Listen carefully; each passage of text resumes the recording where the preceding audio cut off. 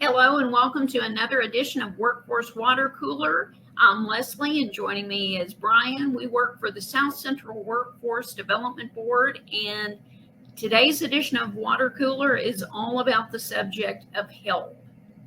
If you look at your screen, you can see one of, in my opinion, the greatest helpers of our lifetime, Mr. Rogers. I'm a huge fan of his. Are you a big fan of Mr. Rogers, Brian? I grew up watching him. Yep, and I've enjoyed watching the documentaries and movies about him.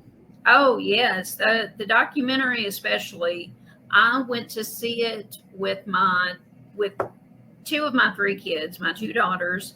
We were the only people in the theater, and we and I still can't explain it, but I would say the last maybe 20 minutes of the movie, all three of us were just sobbing. I I mean, thought like, you were going to say a guy came up that looked like Mr. Rogers sitting in like the row in front of you or oh something. no, that would be This- weird. That would be really weird. okay.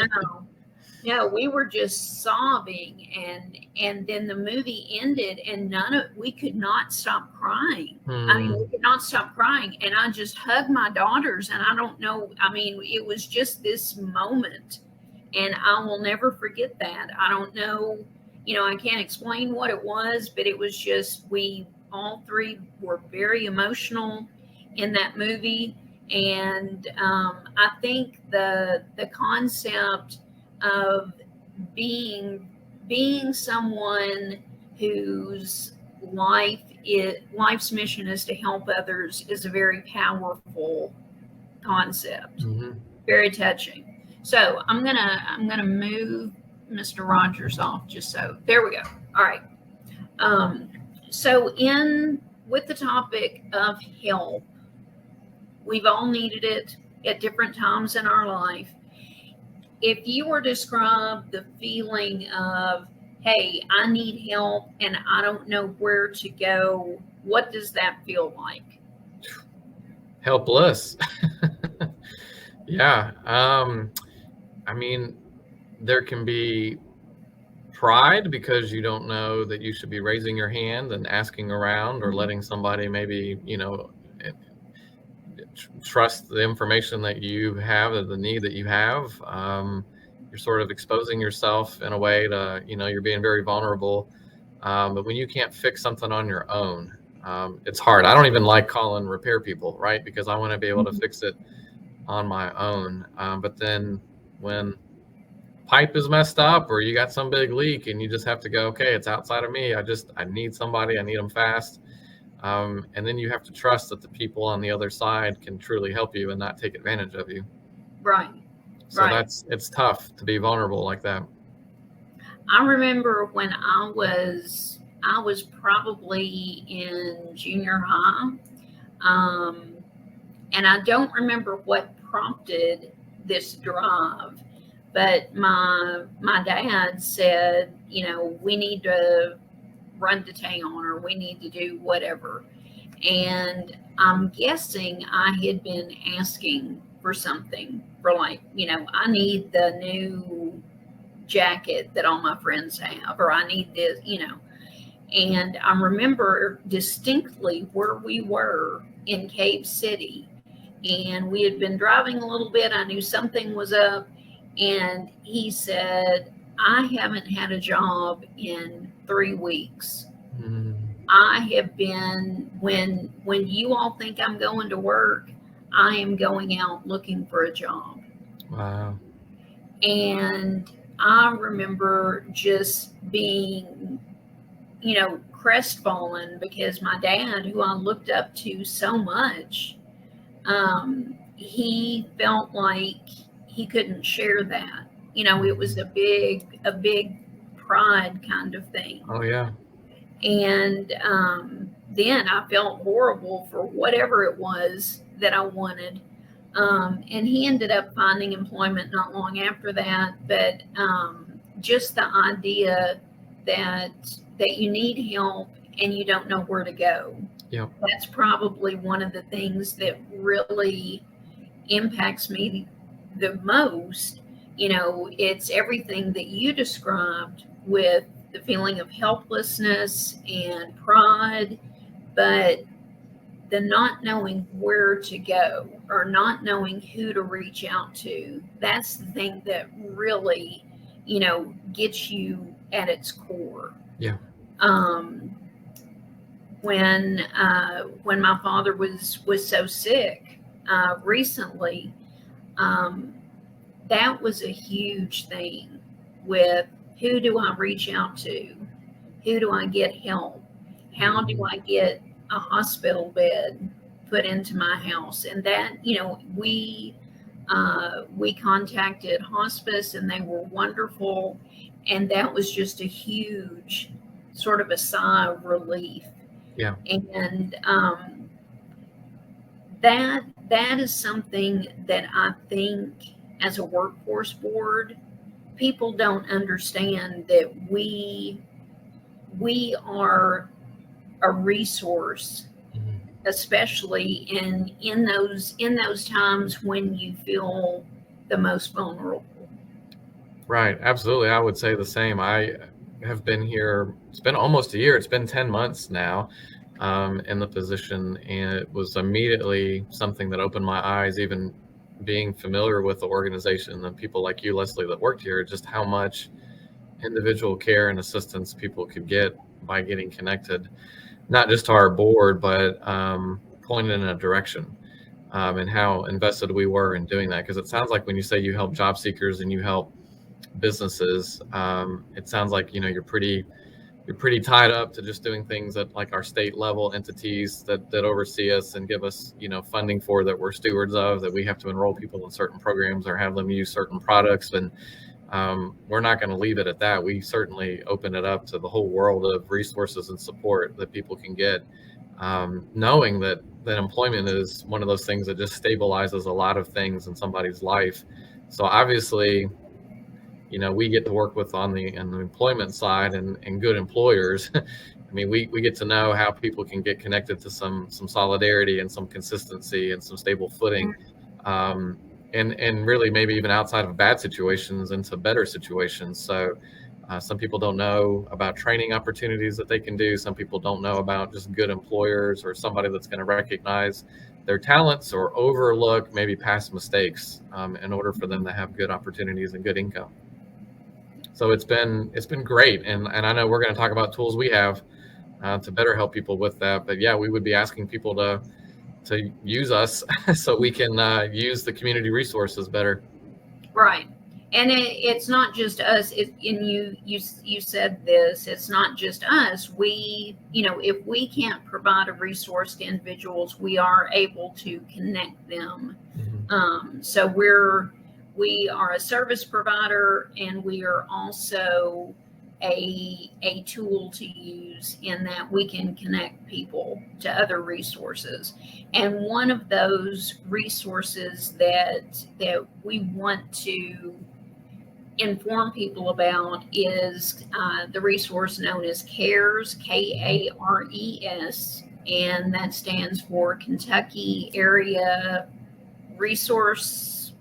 Kentucky area resources. Yep. Okay, all right. I didn't know if there was an S word that came after that or not.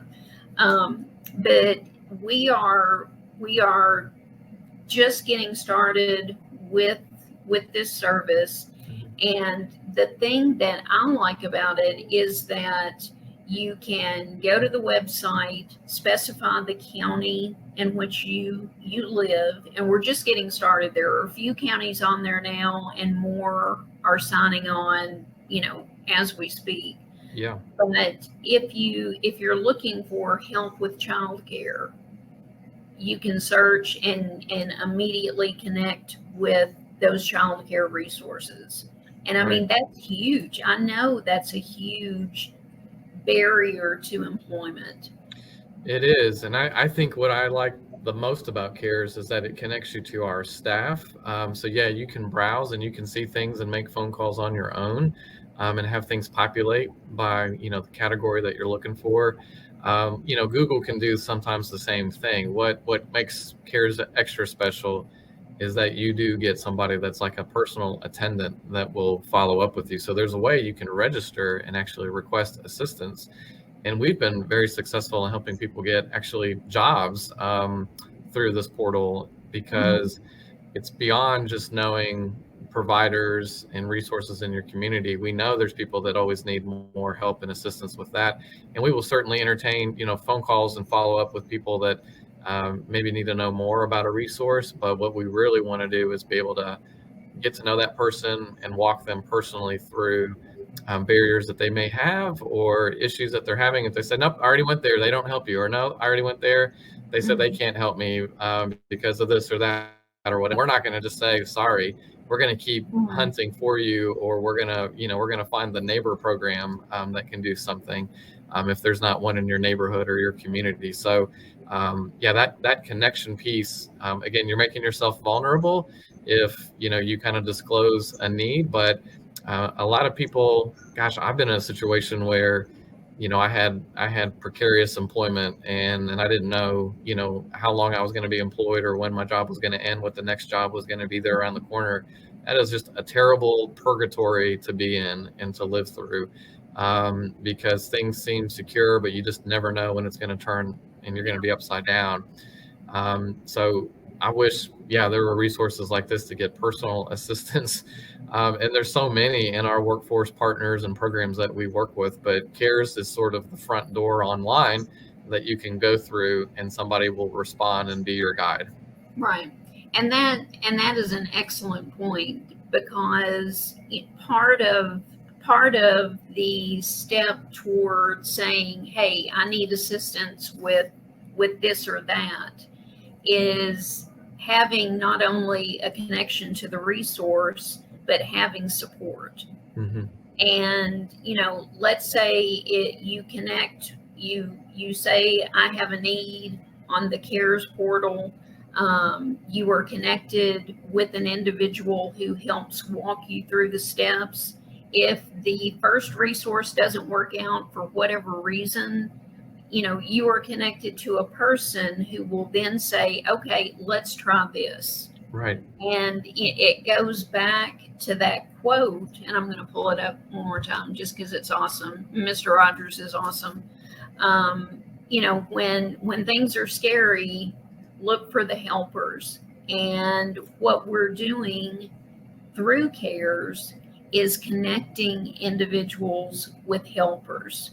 And it could be in a variety of resources, but the big picture is you have a helper connected with you who is striving for your success. Right. You can look for helpers at cares.us and let us know, hey, I need assistance. And a person, an actual Right. person, not a bot, not one of those little chat things that, oh Right. gosh, those drive me crazy. It is an actual person who will work with you and help you get to the resources you need. Yeah, and it's been successful. We've helped dozens and dozens of people since these have launched. Like you said, Leslie, these have launched in certain communities, certain counties. It is county specific resources. So we're building it, we're expanding it, and we're making presentations, like you said, as we speak to more counties in our regions. And for those that are already turned on, we would encourage you to help us promote it, even if you're not needing it for yourself. You maybe know somebody who could benefit from it. Tag them, forward it, text them, whatever it takes, and have them get connected, because that's truly what will happen is they'll get connected. Right. And that's one of the reasons why we do these little, mini webcasts, is to inform people in our region about resources. Mm-hmm. And this is a new one, and this is huge, and this is personalized attention, uh, to see you through to the end, to help you get whatever it is that you need, because a lot of times these needs are barriers to employment as Right. well. Right. Yeah, we're always, concerned about somebody's employment or better employment, but we know there's a lot of things that stand between employment stability, and just having a starting, like, jumping off point. Man, I haven't been working over the COVID pandemic, or I was really discouraged, or I think I've tried every employer in town, or I've applied everywhere and I'm just not getting anything. Sometimes it is the application process itself that holds a lot of people up, and you can get tidbits and advice, feedback. Maybe it's the resume, maybe it's the interview, maybe it's being able to better answer interview questions, and explain gaps that you've had in your employment. That's the kind of personalized assistance our people are trained to be able to give to folks. But sometimes you just need something else first, and then you're going to be a better candidate. You need to go through some other kind of outlet, or get something else immediately taken care of. And that's what we want to be able to do for people. So we recognize that employment is the goal, but we recognize stability is the biggest goal that needs to happen. And people have to be at a spot where they can be a good employee, and where they can show up every day, and where they can be ambitious with what they want to do next. All right. And the big picture is we all want you to succeed. Yes. That there are no hidden agendas. That's why we're here, to help individuals succeed, to help people, overcome barriers, and to get them into, their best case scenario. That's our goal. Absolutely. All right. Well, thank you for this little episode on help, Brian. I appreciate your time. Yeah, great job, Leslie. Teeing it up once again. We went from game show to more serious tone again, but that's right. But I did wear a cardigan because you did. I showed them Mr. Rogers' quote. I wish I was wearing sneakers, but you didn't. I didn't get the theme memo in time. You know what? You could act like you are, and we wouldn't know. I can edit in a photo of sneakers and say these are the ones Brian was wearing. Yeah. You can do that after the fact. All right. Thank you so much for watching. Know that we are a resource, and we are here to help you. See you next time. Thanks so much. Hey, friends. Bye, everybody.